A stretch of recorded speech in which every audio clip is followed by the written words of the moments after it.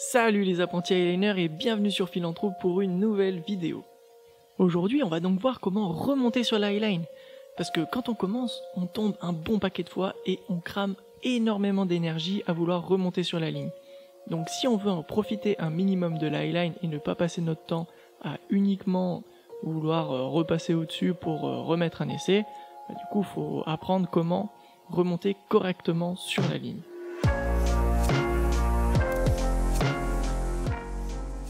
Pour ça, je me suis installé juste à côté de chez moi un petit atelier sur lequel du coup je vais me mettre en situation et apprendre à remonter sur la ligne.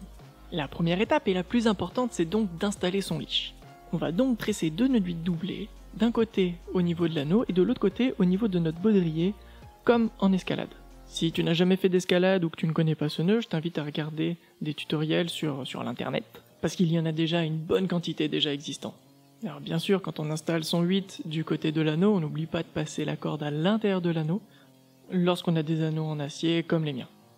Lorsque l'on a terminé son nœud, on n'oublie pas de le vérifier visuellement des deux côtés, mais aussi de compter les brins de ce nœud. C'est un nœud de 8, donc au sein du nœud, tu dois avoir 8 brins, 2 brins rentrants et les 3 fois 2 brins qui composent le nœud en lui-même, tout en vérifiant que la corde passe bien dans l'anneau.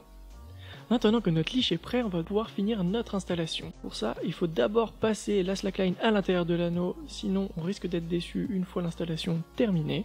Cette fois-ci, pour accrocher la slackline à l'élingue, on ne va pas utiliser un line lock comme on a vu pour la sangle d'initiation, mais un banana. Un banana, c'est quoi? C'est simplement un bloqueur de sangle.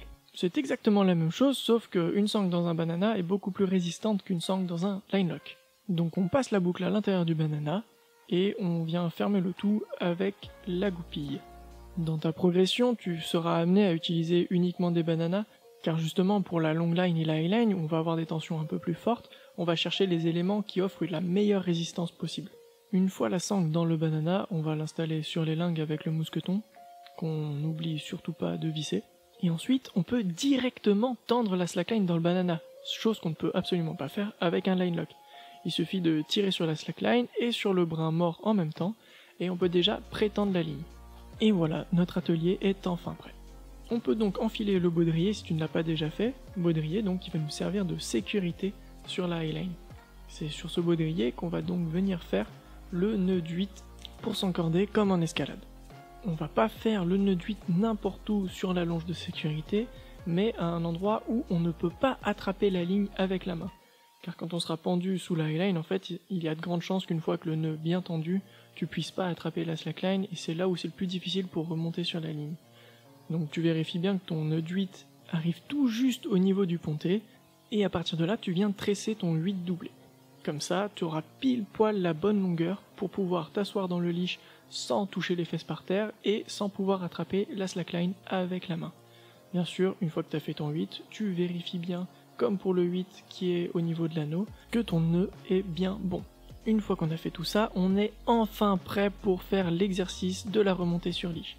Alors nous, ce qu'on voit souvent, c'est des gens qui forcent, super fort, sans aucune technique, et à bourriner comme ça, en fait, tu crames juste toute ton énergie, tu pourras faire que très peu d'essais, et il y a même des chances qu'on vienne te chercher parce que tu n'arriveras pas à rentrer. Dans cette vidéo, on va donc voir en 2 étapes comment on peut effectuer cette remontée sur leash. La première étape, c'est t'es pendu dans ton leash et il faut attraper la sangle. La deuxième étape, c'est ensuite de passer au-dessus de la sangle une fois qu'on l'a attrapé dans les mains. C'est un mouvement assez spécifique où on va venir utiliser la jambe en balancier pour remonter sans effort. Pour la première étape, on va se basculer en arrière pour venir mettre notre talon sur le leash et s'en servir d'appui pour pouvoir venir attraper la slackline. Alors si on a du mal à crocheter avec le talon, on peut aussi utiliser le tibia. Souvent c'est plus facile à faire, mais ça peut faire un peu mal aux genoux. Une fois qu'on a attrapé la ligne, on va venir s'aider du leash en appuyant avec les 2 pieds dessus pour finalement se mettre en cochon pendu sous la slackline. Dans cette position, on est prêt à attaquer la deuxième étape avec le balancier de la jambe. Alors ce qui est important ici, c'est lorsqu'on crochette, on vient rapprocher son bassin le plus proche possible et on balance la jambe vers le bas, ce qui va nous faire remonter au-dessus de la ligne.